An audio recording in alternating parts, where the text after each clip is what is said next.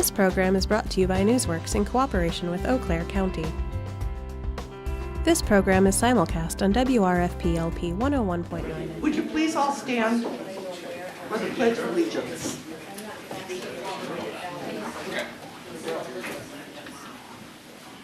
I pledge allegiance to the flag of the United States of America and to the republic for which it stands, one nation, under God, indivisible, with liberty and justice for all.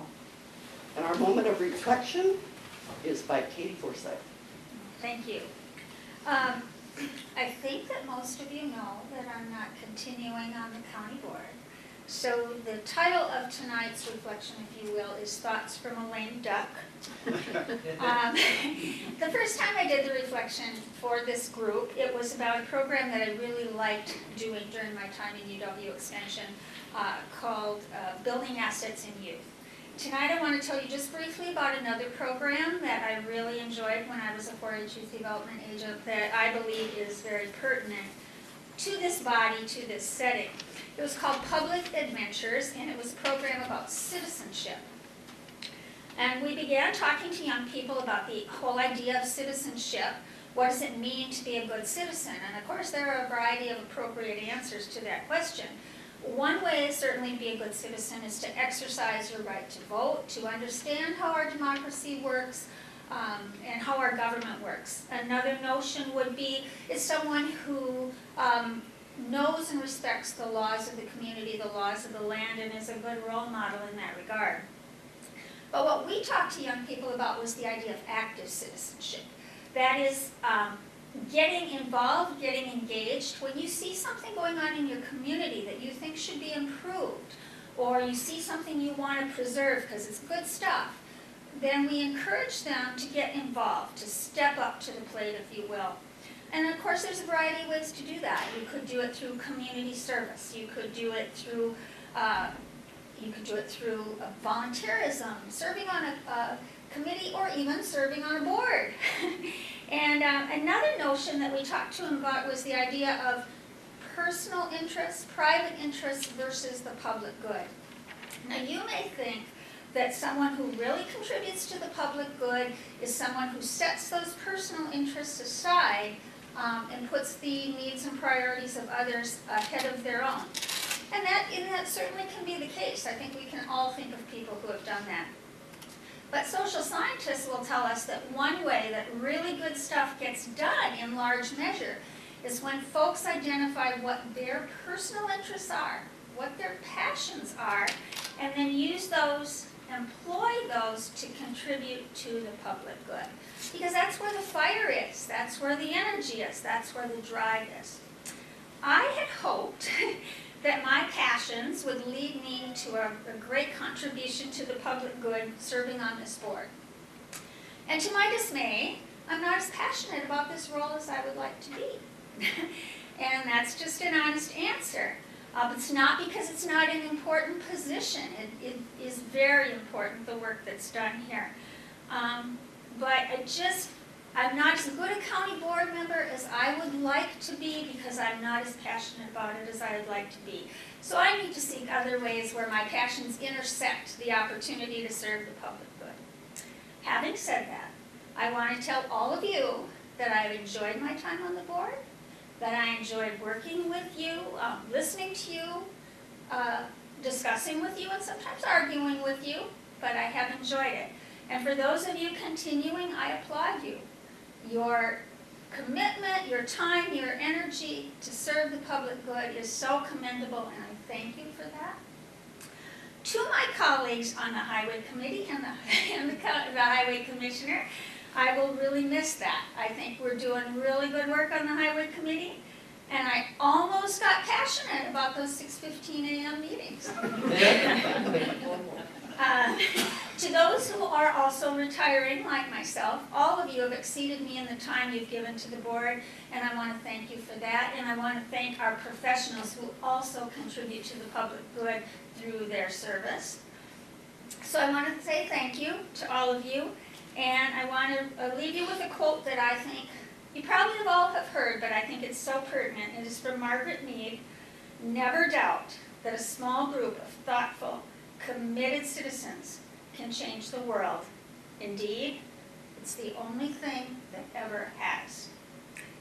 And I have to say one more thing. Pat Lavelle asked me to pray for him, so I will say, dear God, please take care of and smile on Patrick Lavelle. Amen.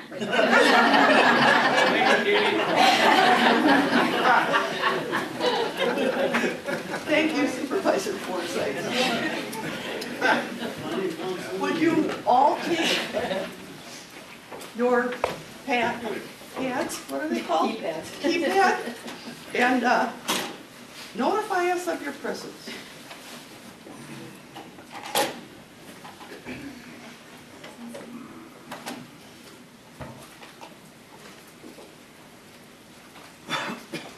Thank you. We have a quorum. It wasn't working? No. Oh.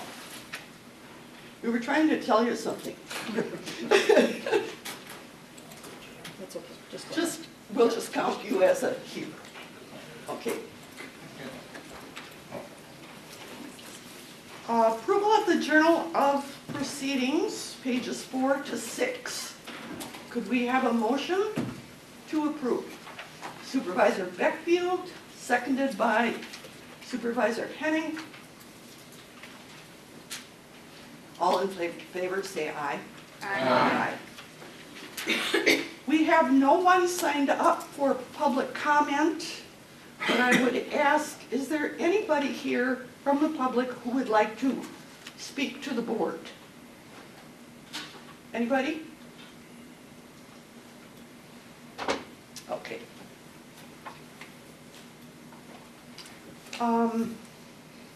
We have a report by Supervisor Dunning on the PACE program.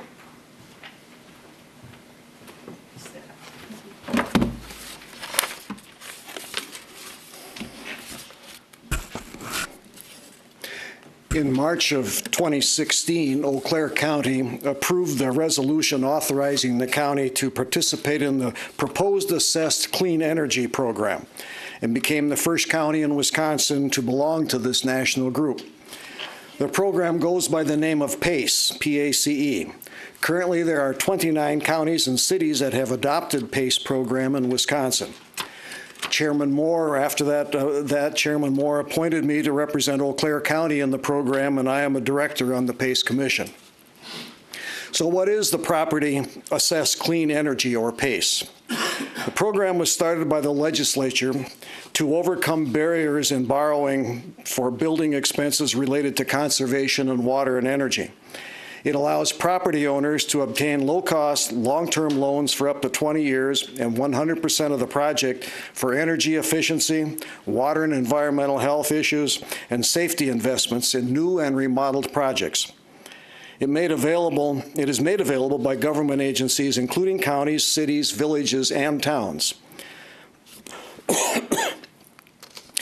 They becomes a lending agency, and a third-party nonprofit organization is implemented at the county level.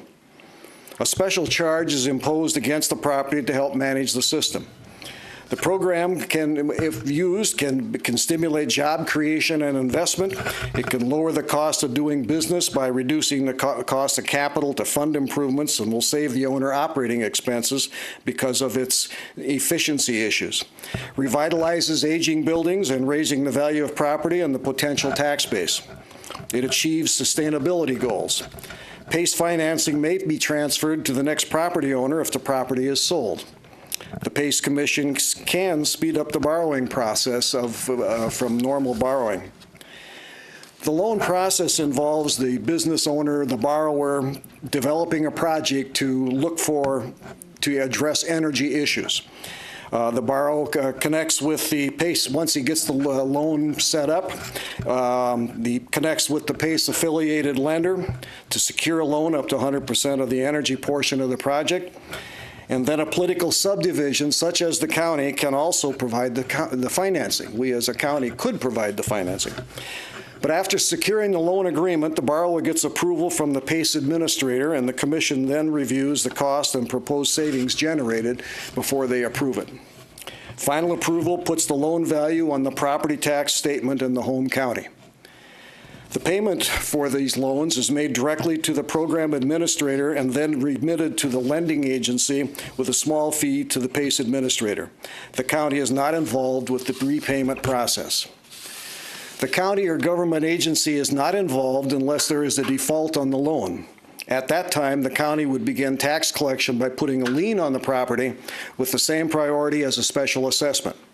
If the borrower defaults, the loan amount is collected by the county with the proceeds to the lender. The current PACE status, we've been in business now for roughly 2 years. They have approved $4.5 million in loans on projects that were valued at $50 million. One of the projects approved last month was a warehouse in Waterloo, Wisconsin that borrowed $47,000 on a project valued at $285,000. The largest project to date was the Hotel Retlaw in Fond du Lac. This was an old hotel that was bought and is being refurbished. And in the process of doing that, he wanted to put in new furnaces, new windows, and new things. And that was where the PACE loan would fit into his borrowing pattern. A loan of $2.25 million was provided to a project worth $22.5 million. So an annual savings to the hotel is projected at $289,000 a year, a savings to investment ratio of 2.79. So the future, what's coming up? Ned Noel from the City of Eau Claire and I are working with Momentum West to promote the PACE program to lending agencies within the community, within the western part of Wisconsin, actually, contractors and local businesses, so that this area can use the benefits of the PACE program.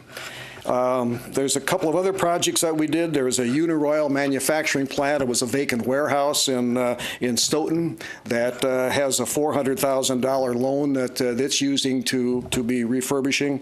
And there's another boutique hotel in Madison that's got $1.5 million that they've invested. So they're little by little, they're going and they're going to be adding to the tax base. So all in all, it looks like a good program. So, and from a county's perspective, we can't lose. We can only gain. So. Any questions? Okay. Oh. Do we have something now in the works that would utilize this? We have nothing at the moment. So basically, this is just encouragement for us to, let's take advantage of this program? Right, and what we're going to do with Momentum West is when Momentum has got one of their big meetings that's covering, the 4 or 5 counties or 6 counties that they cover, we will then bring this proposal to the lenders and the developers that are attending, that are part of Momentum West. So yes, we will try. We're trying to sell the program. Yes. And it's just all capital type, new building type. It doesn't have, no, it can be any kind of, as long as it's based on energy efficiency and water efficiency. It could be an old building that's got putting new windows in. Where it'd be hard to remodel a building, you may not get all the financing you need to do all the things you want, and this would be above and beyond your normal financing. Right. Thank you. Okay, thank you. Any other questions? No? Thank you. Thank you, Supervisor Dunning. We have a proclamation before us. I would like to have our clerk read it. Proclamation proclaiming March 18th through March 24th, 2018, Fair Housing Week in the County of Eau Claire. Whereas the purpose of federal fair housing law is to make fair housing a reality for all, regardless of race, color, religion, national origin, age, sex, sexual orientation, ancestry, marital status, lawful source of income, handicap, or familial status, and whereas there is a need to continue to reinforce the concepts of freedom of choice, equality, and an open housing market to prevent discriminatory practices from continuing. And whereas promoting fair housing is the responsibility of everyone, and whereas it is the policy of the county to prohibit discrimination in housing, thereby assuring equal opportunity to all persons to live in decent, safe, and sanitary housing facilities. Now therefore, the chairperson of Eau Claire County Board of Supervisors does proclaim that March 18th through March 24th as Fair Housing Week. Thank you. Could I have a motion A motion by Supervisor Miller, a second by Supervisor Smyer.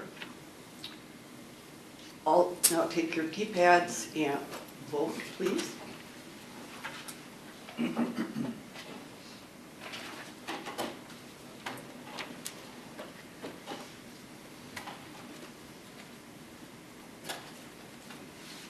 Not working? Must need batteries. I vote aye. Okay.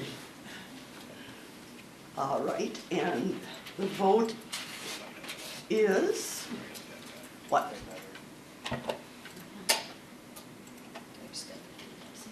Actually, it's 22 then. Oh, it's unanimous. Unanimous? All right. We have some communication in your packet. You won't go through each of them. You can read those on your own, I'm sure. We have under first reading, we have file, if there is no objection, we would like to take that up under suspension of the rules. Is there any objection to taking that up under suspension? Okay, Janet, would you read it, please? File number, Okay. file number 121, amending Title 19 of the County Code, Eau Claire County Comprehensive Plan. Is there, oh, we don't need a motion. Mr. Gibson, would you like to speak to it?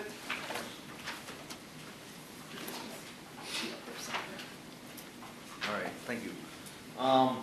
We have a rezoning that's coming up later in the meeting tonight, and this needs to be, this amendment to the Eau Claire County's comprehensive plan needs to be done in order for that zoning request to be acted on. The town of Washington updated their comprehensive plan, and this is to update Eau Claire County's comprehensive plan to be consistent with the town of Washington's change. So I would ask for approval. All right. Any questions?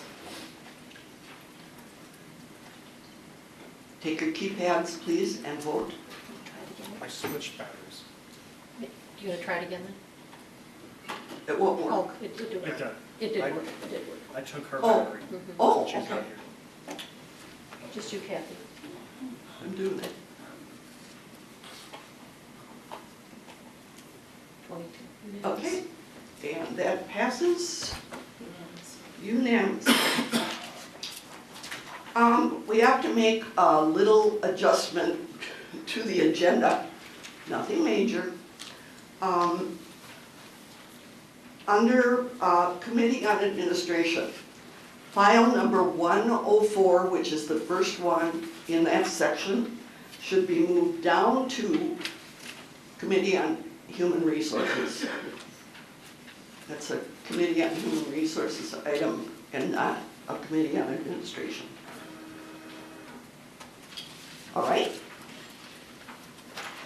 First item, file number 104. You just need one. Oh, 105. Requesting a change in Wisconsin law to allow the state and local governments to access Wisconsin retirement fund accounts of public employees who are convicted of stealing money from their state or local government employer.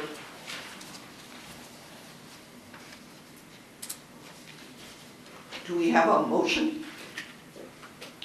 Motion by Supervisor Chilson and a second by Supervisor Henning.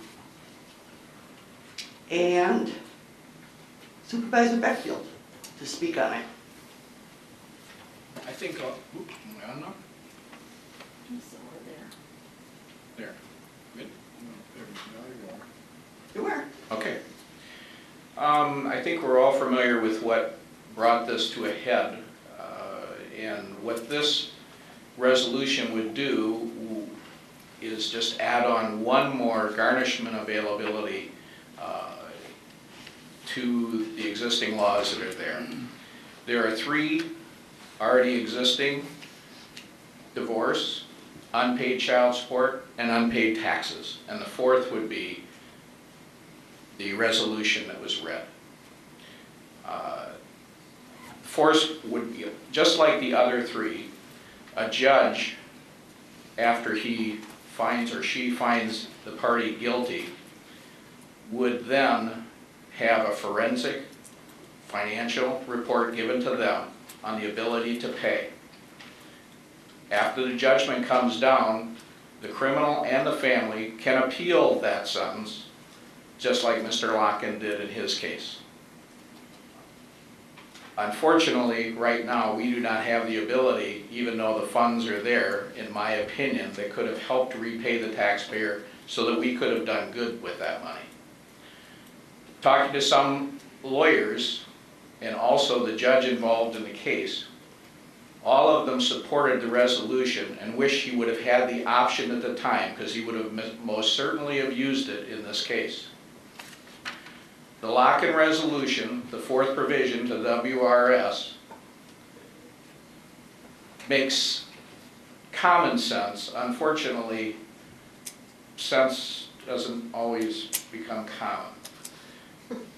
Tonight, we can't get the money back from Mr. Locken. But if a similar situation happens somewhere in the state of Wisconsin, and they had a substantial income, including the taxpayer-supported pension fund, I feel that those funds should be able to be garnished in such a crime. We have spoken with legislators, Mr. Chilson and myself, and they said it sometimes takes a crime of this notoriety to get it noticed. And it is the largest possible embezzlement in state's history. There are currently 9 states that permit this: California, Oregon, Washington, Arizona, Montana, Ohio, Nevada, Alaska, and Hawaii, and has been backed up by the 9th Circuit Court. And I hope you would support the resolution.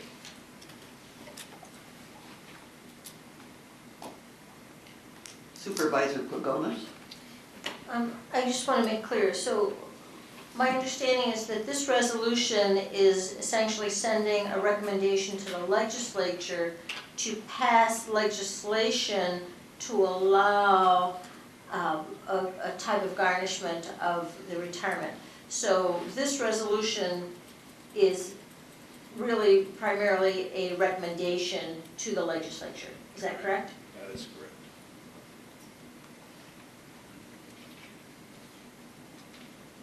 Supervisor Wilkie? This recommendation to our legislators, there's no question that changing that state law makes sense.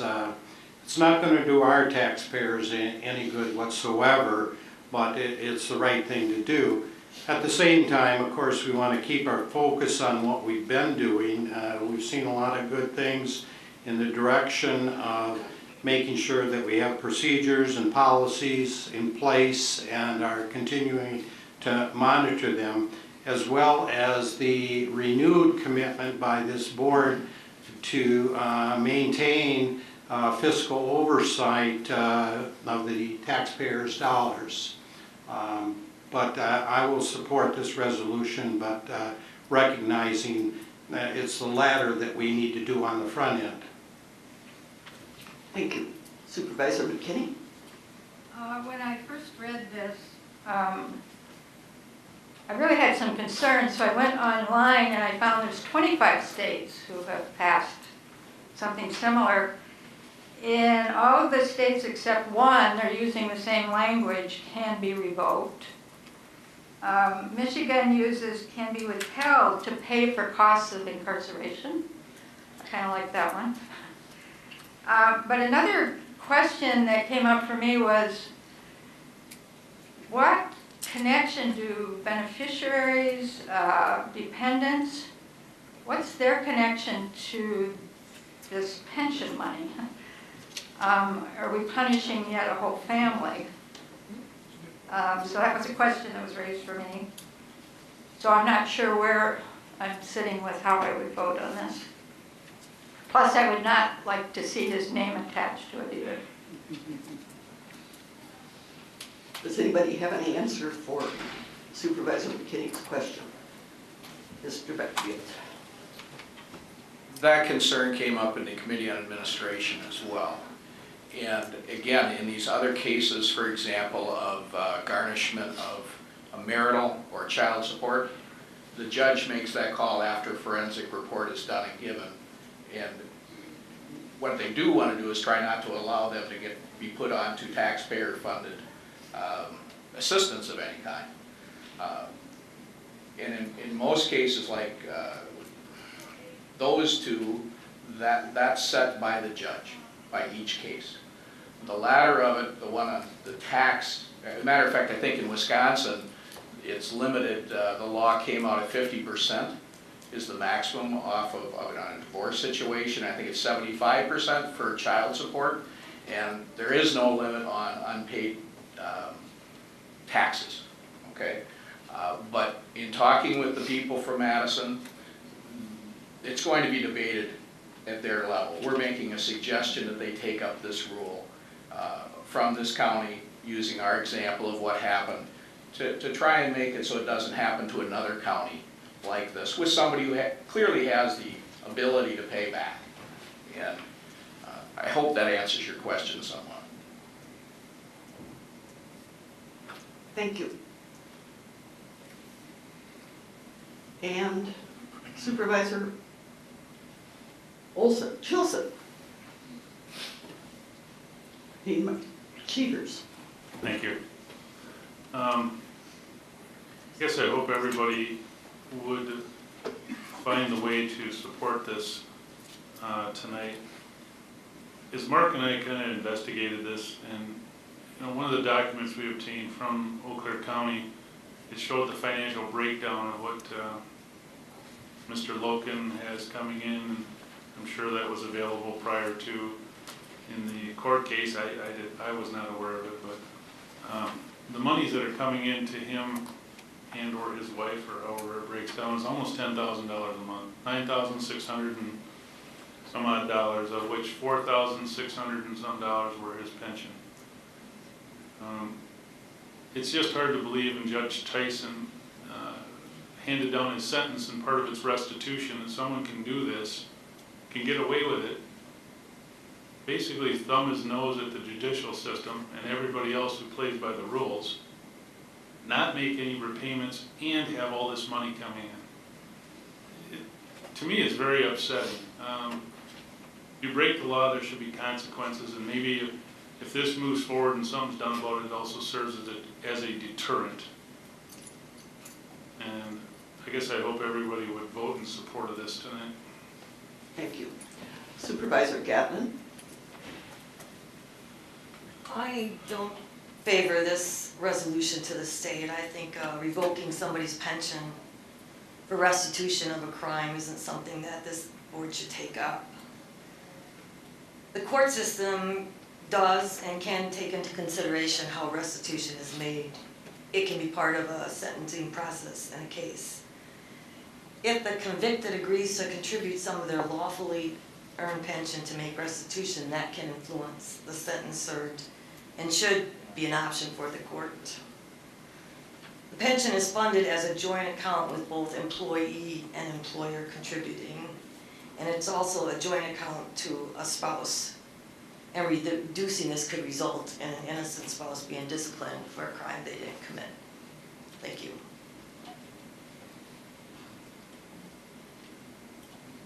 Supervisor Buchanan. So I've been thinking a lot about this resolution and what's happened in Eau Claire County and what might be one of the better ideas moving forward for the state of Wisconsin. And one of the concerns I'd had about the resolution is a little bit of the level of vagueness, because we're not saying support resolution AB 1217 or Senate Bill 265. It's just more of a general do something. That being said, and especially because the phrasing here is convicted of stealing money, and what I mean, you and I know what the phrase stealing money is, but is that the actual statutory, is that the exact right wording? But if we dig into that level of detail too much, I think there's a level of trust that we may have to have with our legislature, that hopefully they would craft a good bill. And one of my hesitations on supporting this has been this issue that Supervisor McKinney had brought up regarding going after what happens to the unintended consequence, what happens to the people who might be dependent, who are still left behind after someone who has done something wrong is put in jail, but you have a child, you have a spouse. But my understanding of state law is, and I could be wrong on this, but that for the most part, at least according to NOLO, the online legal web encyclopedia, is that in the state of Wisconsin, creditors will often take up to 20% of what's called disposable income. So we're not talking about a revocation of a person's pension. So if we're concerned about people who are left behind, who have done nothing wrong, but are just connected to someone who did something wrong, my understanding is this resolution wouldn't be to revoke the pension, but to put a garnishment of it, and garnishments can't take 100% of the pension.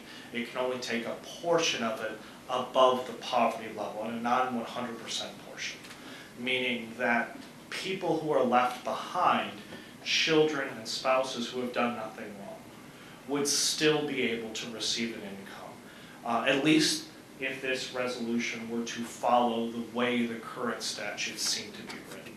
And so while I was concerned about some of the vagueness of the wording, knowing that people tend to seek to do what's right, and knowing that that's the rules that we have in place with our state legislation, which seems to alleviate my concerns, I'll be supporting this.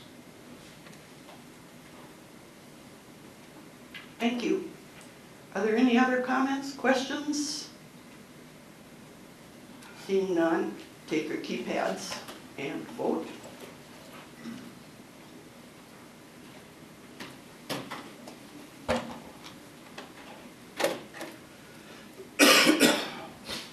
"21 yes, 7 no, it passes." How can that be? One no. 7 yes. There's one no. 1 no, okay. All right. File 106. To amend section 2.12.140B of the code, medical examiner system. We have a motion, Supervisor Leary, and a second by Supervisor Dunning, and an explanation by Supervisor Beckfield. Thank you, Chairman. Am I on? Yep. The Wisconsin Act of 2017 requires that we, every 12 months, re-examine the cost to the medical examiner's fees and permits and death certificates. What this would do would raise it 2.1% effective April 18th. Financial impact to the county would be additional revenue of $2,790.76 based on the number done in 2017.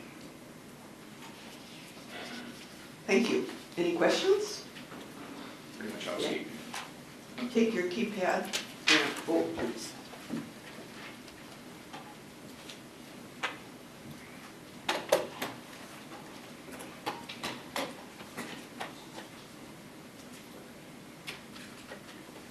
Supervisor Anton?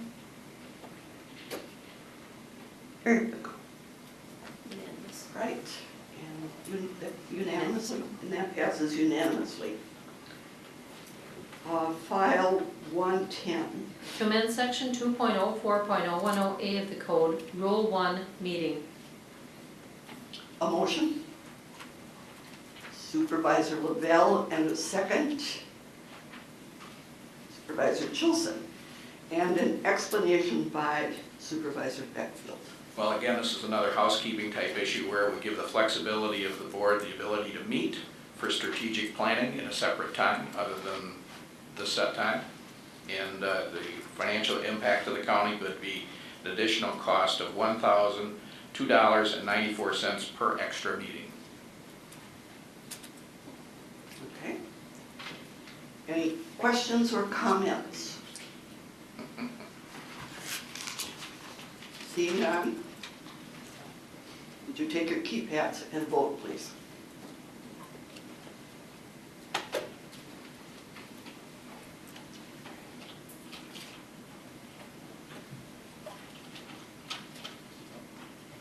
Oh, me? You handed me your thing. Unanimous. Thank you. And file 115. To re-letter Section 10.81.030H and I of the Code, restricted parking areas, and to create Section 10.81.030H of the Code, restricted parking areas. A motion, please. Supervisor Gatlin, and a second, Supervisor Schnappnagel. And an explanation by Supervisor Beckfield. This is another one of those great housekeeping issues. There have been cars and things left in the parking lots here, so they're unable to plow. And they're going to be putting up signage that will only allow parking in the municipal parking lots here during the daytime hours or during operations. I have been told there will be areas for like the jail overnights to park their car, but they'll designate those, they're clearly in the map that they have if you want to look in your packet and look for those. So that's basically it. It's allowing them to put these signs up and ticket people if they leave their car parked in the parking lots overnight. Okay. Supervisor Dunning, It was answered. any questions? Supervisor Gomez. Thank you, Madam Chair. I just want to make sure, we're talking primarily if for whatever reason, a car is left overnight. Is that basically the way I am to understand this? It's just an overnight deal? Okay. Supervisor Beckfield. They've had cars sitting there for days with snow piling up on the top, and they want to be able to have the action and ticket and remove with a tow truck is basically why they want to do it. Right, but this gives the Hubers who would have their cars there overnight, this gives them a specific place to park. Correct. So, I mean, we don't know. Where it is yet, but yeah. Okay, got it. Thank you. And Supervisor Leary. Thank you, Madam Chair. I just wanted to ask, I know it says fiscal impact zero, but if they're going to be ticketing for this and they have to make signs, I know it doesn't appear there'd be a large cost, but there will be some fiscal impact for the signage. And what will the ticket price be, or hasn't that yet been determined? I mean, I hate to be technical, but there's going to be some fiscal impact, minimal as it might be. Let me ask Corp Counsel, has that been determined? I have no idea how much the signs will cost, and I'm just trying to look up And again, I think it's a worthwhile motion and I'll support it, but I just think we should be a little more careful with that.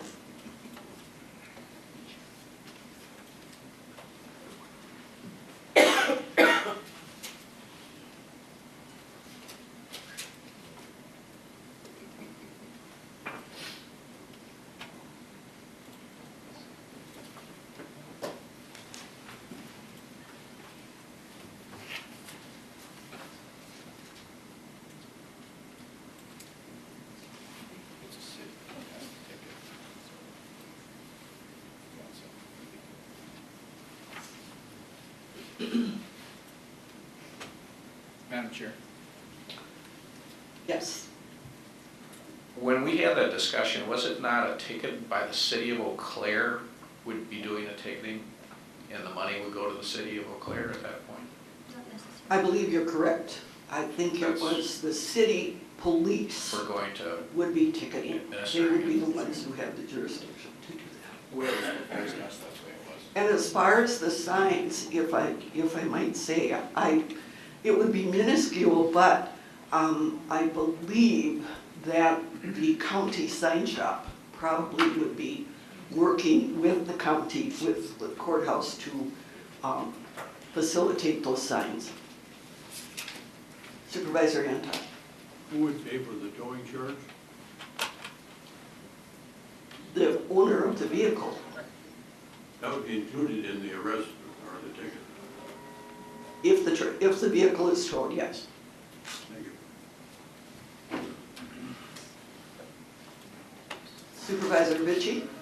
Is this gonna, this isn't gonna, I understand when we have snow and people are leaving it, that's a problem, but this isn't gonna screw up like the music festivals using this as a parking lot where they bus people back and forth to events and stuff like that, would it? Because if people are gonna be out until 1 o'clock in the morning or something like that, are we gonna have problems with tickets on cars and stuff like that? I assume there'd be some discretion that would be used in that sort of thing, but Supervisor Shaw. We usually receive notice, when individuals want to use the parking lot, they actually submit notice of that, the same way that they would submit notice for using one of our meeting rooms. And so our facilities manager would be aware of that and communicate that.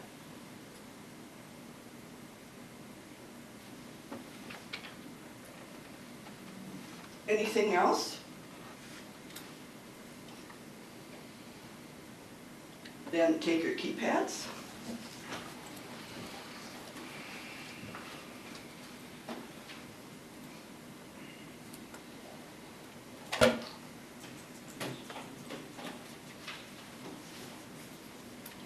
Unanimous.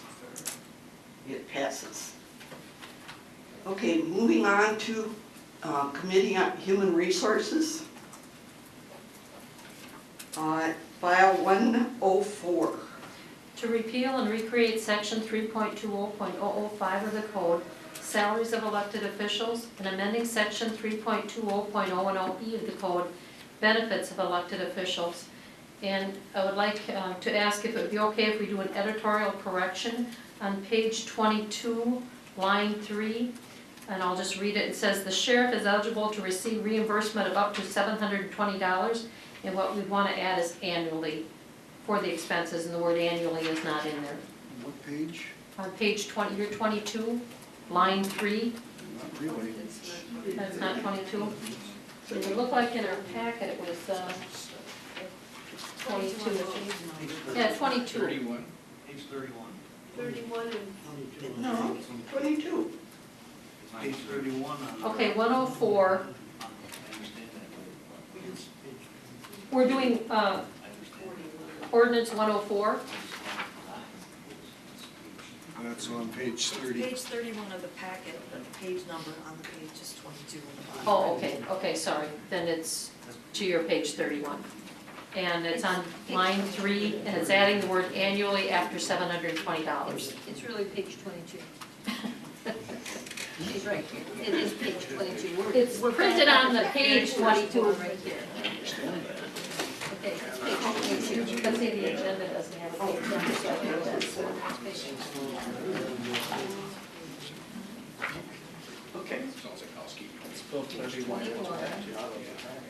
Is there any objections for that editorial change? No. Okay, Thank you. we have a motion, please.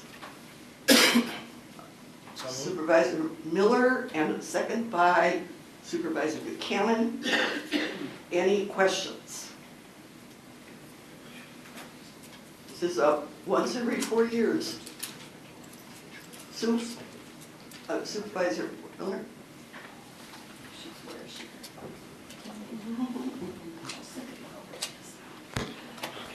Thank you, Madam Chair.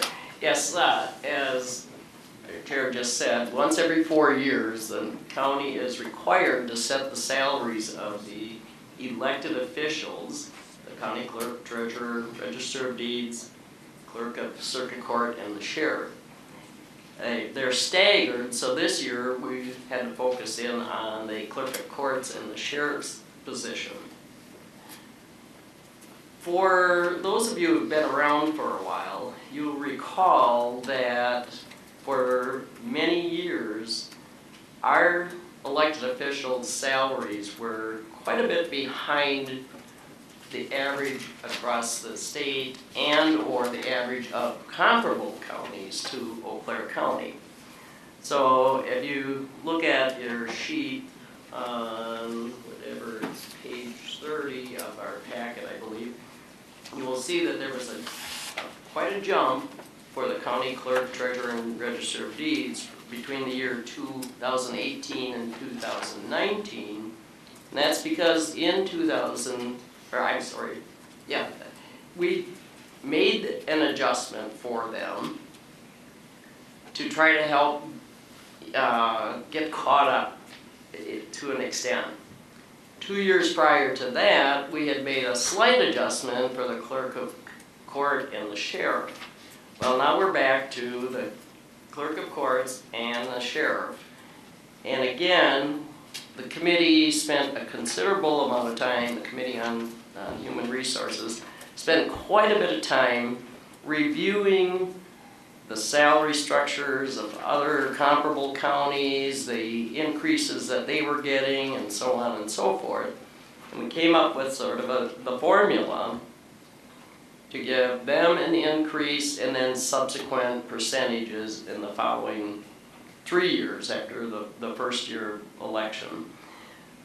We thought it was a good compromise in terms of what some of the counties are paying and what we could, and also get them a little bit more in line, and to avoid, again, running into compression issues with some of their top employees in their office. I guess with that, I'll just leave it as that. You can see by the fact sheet and the ordinance that is in front of you that what we are recommending going into first the year starting 2019, and then 3 years after that for both the clerk of circuit court and the county sheriff. So unless other committee members would want to add something to that or any questions? Do I have Supervisor Beckfield? I would just like to say that, the chairperson, Judy Gatlin, Sue and myself spent a lot of time researching with the information that we had from all those counties. And this was put us not at the top either.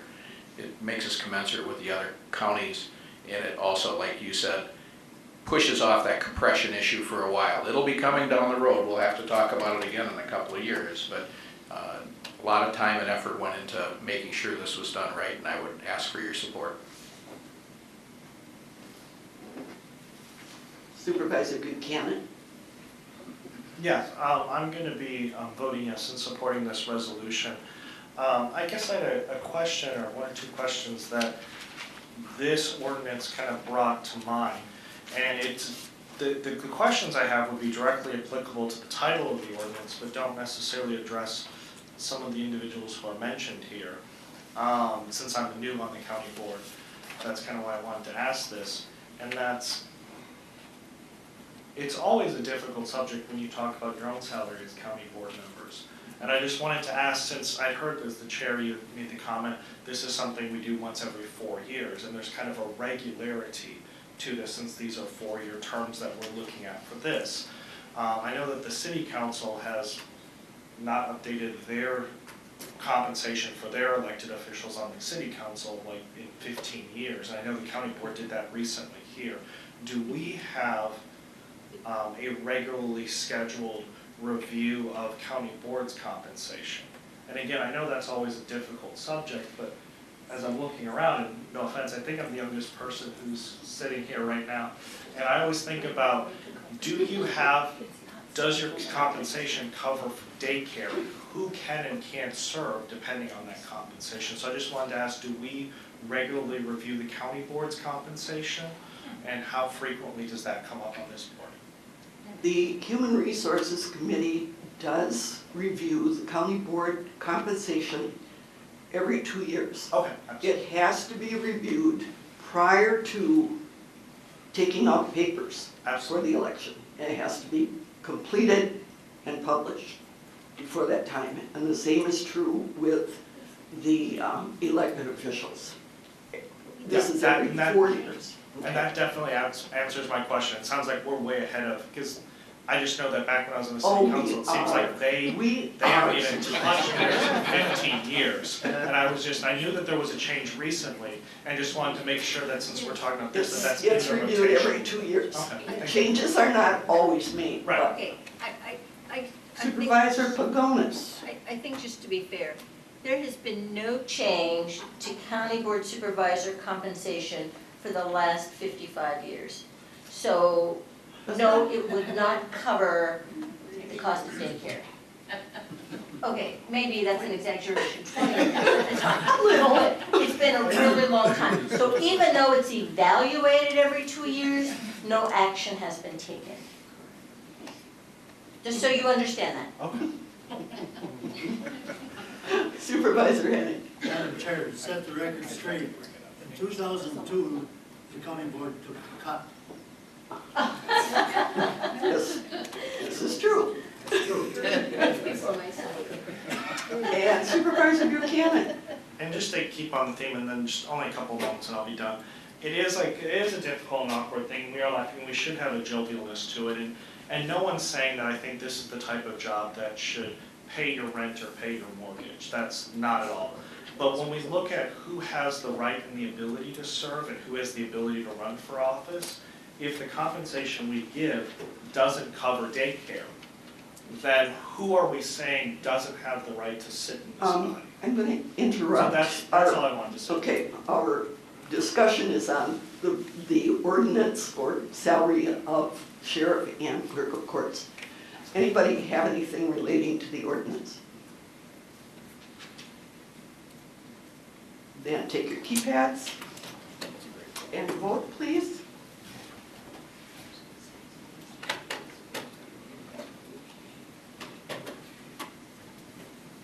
And that passes unanimously. Thank you. And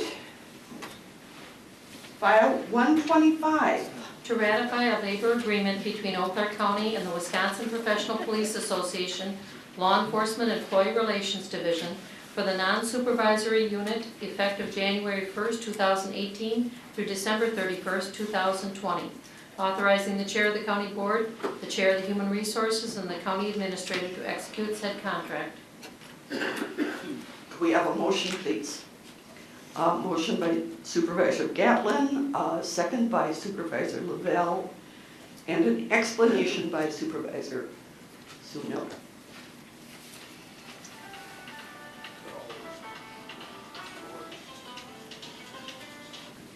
Thank you, Madam Chair.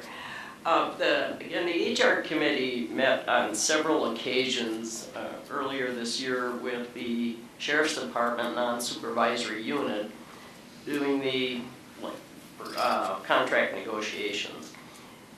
And we had very lively discussions, but very amicable discussions with this group.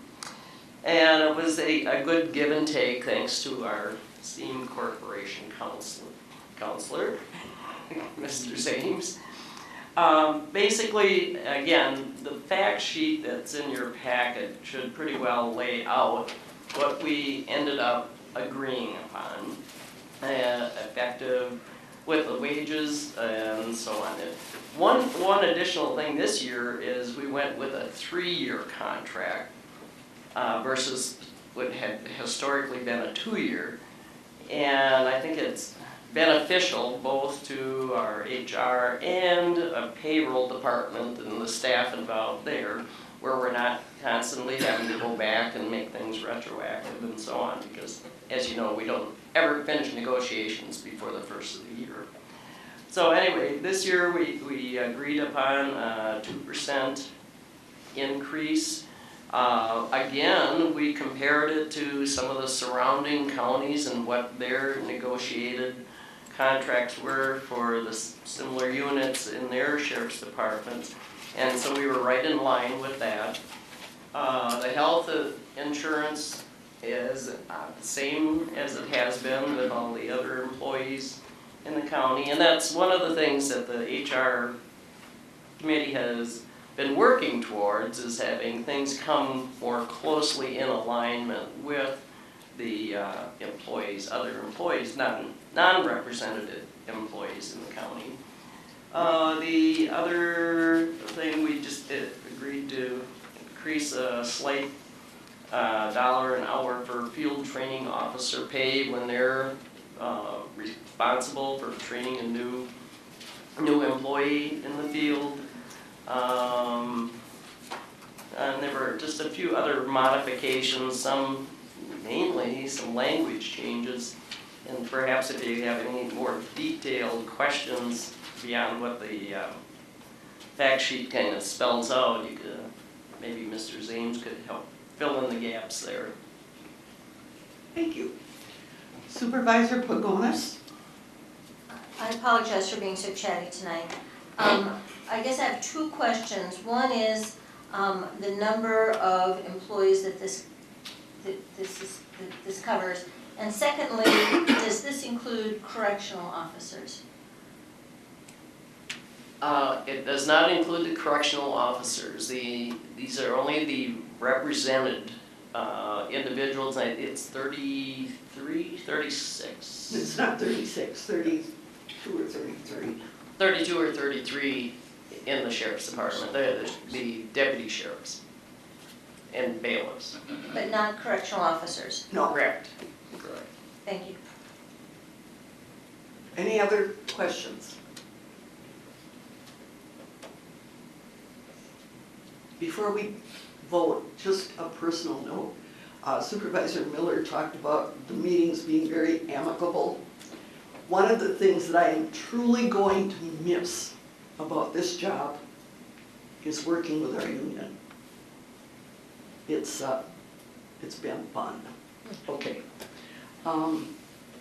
Take your keypads and vote your preference.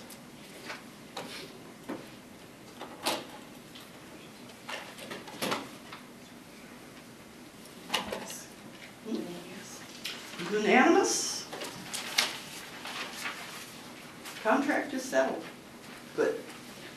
All right, on to the Committee on Planning and Development, file 97. Amending the 1982 official zoning district boundary map for the town of Washington. Could we have a motion, please? Supervisor Dunning, and a second. Supervisor Steinau. All right, and an explanation by Supervisor Gibson.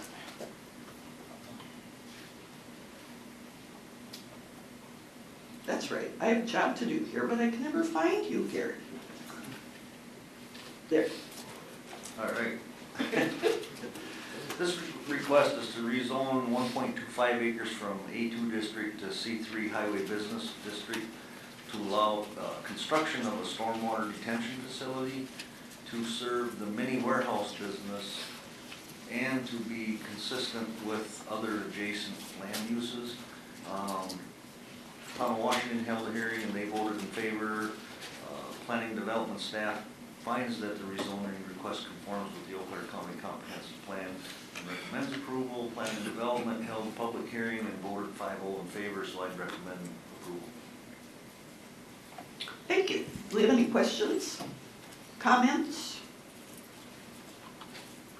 Take your keypads, please, and vote.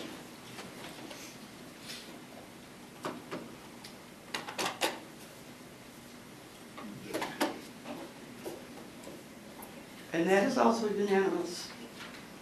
Gosh, we're agreeable tonight, aren't we? File 100. To amend section 18.20.010B of the code, general provisions. A motion by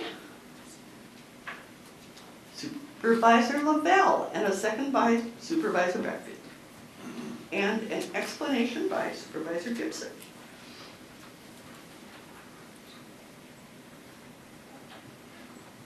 There you go. Let's leave that on for a while. I guess. Anyway, this ordinance is part of a requirement for adoption of the letter of map amendment to the firm map. And the affected map amends the floodplain boundaries within part parts of the town of Otter Creek. And this is required that those maps are updated whenever floodplains change, so I would recommend approval. Any questions or comments?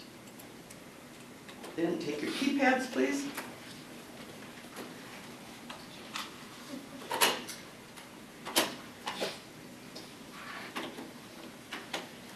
Unanimous again.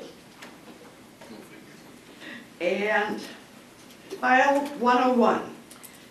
This ordinance makes changes to the Eau Claire County Code, Section 12, Transportation and Public Works for the strategic plan process. Could we have a motion? Supervisor Schroffnickle, and a second by Supervisor DeLuca, and an explanation by Supervisor Gibson. Yeah, this is amends certain sections of section 1273 and 1274 of the county code. Reviewing these chapters are part of the strategic plan and relates to mostly to recycling, so I recommend approval of these changes. Any questions, concerns, comments?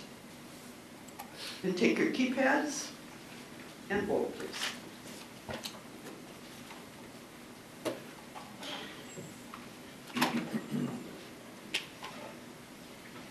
And that passes unanimously. File 107. Amending the 1982 official zoning district boundary map for the town of Brunswick. Could we have a motion? Supervisor Steinauer and a second by Supervisor Beckfield, and an explanation by Supervisor Gibson.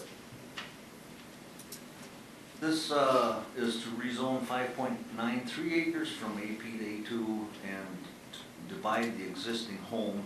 The remainder of the property, 20 acres, will be rezoned to A3. Staff finds this rezoning to be consistent with the comprehensive plan, therefore is allowed and recommend approval. The P&D held their public hearing and voted 5-0 for approval, so I recommend approval of the rezoning. All right, thank you. Questions? Take your keypads, please, and vote.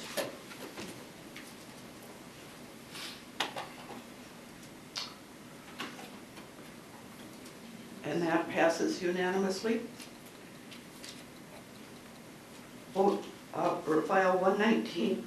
Amending the 1982 official zoning district boundary map for the town of Clear Creek. A motion is needed. Supervisor Beckfield and a second by Supervisor Dunning, and an explanation by Supervisor Gibson. This is to rezone 5 acres from AP district to A2 and to divide the existing home. The remainder of the 30.75 acres to be rezoned to A3 to be consistent with the minimum lot requirements. Staff finds this to be consistent with Eau Claire County's comprehensive plan and recommends approval. Town of Clear Creek voted and recommended approval. Planning and Development held their public hearing and voted 5-0 for approval of it, so I would recommend approval of this rezoning. Thank you. Are there questions? Take your keypads and vote, please.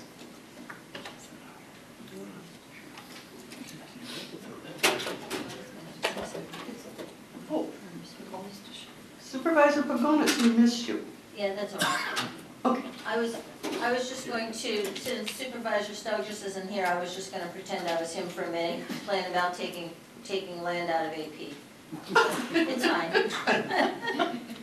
I mean, that's generally what he likes to say, Yeah. so I thought I should do it. Oh, okay. And this particular one has prime soils, so just All wanted to right. point that out. Thank you for your input, even though I got to you late. It's fine. And now we move to the Committee on Parks and Forest, file 117. Authorizing the purchase of 41.39 acres of land in the town of Lincoln for placement in the county forest. Could I have a motion? Supervisor Schroffnagel, and a second by Supervisor Gatlin. And an explanation by Supervisor Lavelle.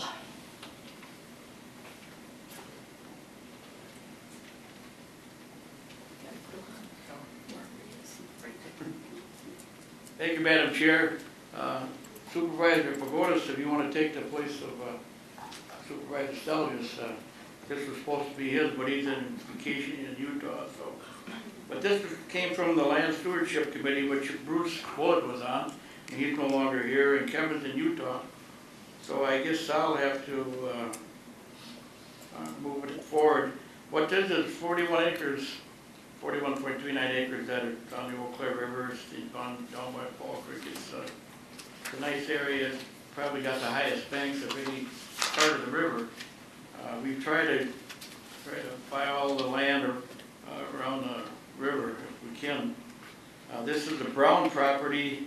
It was appraised at $103,000, I believe, and we offered him $96,050. They accepted. The money will come from Nelson Stewardship Grant, $5,000 from the Turkey Federation, and the rest will come from us, $40,050. And that money is going to come from the pipeline money that we got when they put the pipeline in, and that money was for land acquisition. And what that does too is that land we took out of the forest, county forest for the dredging of Lake Eau Claire.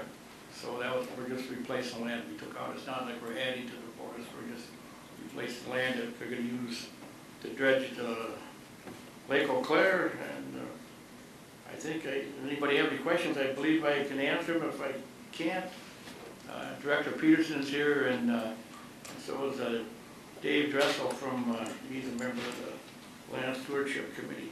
If I can't answer them, but I'll try to answer them. If anybody has any questions. Any questions?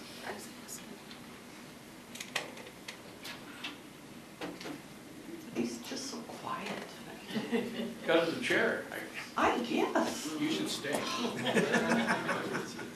No questions? No disagreement? Okay.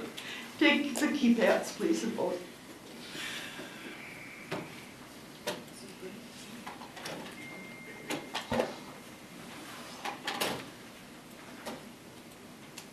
Supervisor Anton?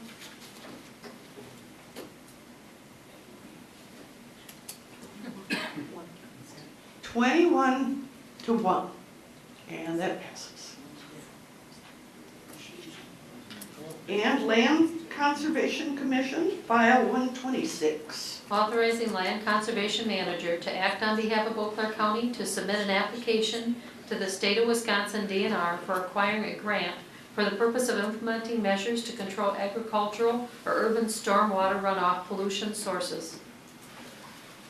A motion, please. Supervisor DeLuca, and a second by Supervisor Ritchie. And an explanation by Supervisor Leary. Thank you. Thank you, Madam Chair. Yes, the Land Conservation Division of the Planning and Development Department is interested in pursuing, they call it a TRIM grant, which stands for Targeted Runoff Management Grant, from the Wisconsin Department of DNR. And the grant application process requires that an individual be authorized on behalf of the county to act in conjunction with the reporting issues with the grant. The Land Conservation Manager position, under the direction of the Commission and the Planning and Development Department, will be authorized to perform these duties, and the Land Conservation Commission unanimously authorized this, and we hope you will too. Thank you. Application for a grant. Any questions? Comments? Then please vote.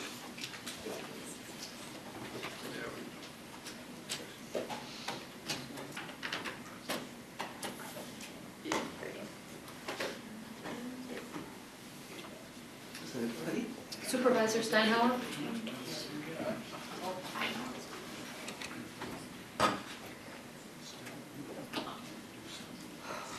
And that passes unanimously.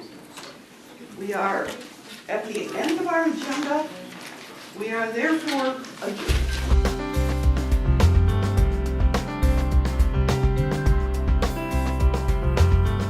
This program was brought to you by a cooperation between Newsworks and Eau Claire County.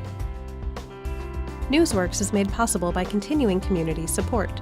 If you would like to volunteer or make a donation, please contact us via phone at 715-839-5067 or online at valleymediaworks.org.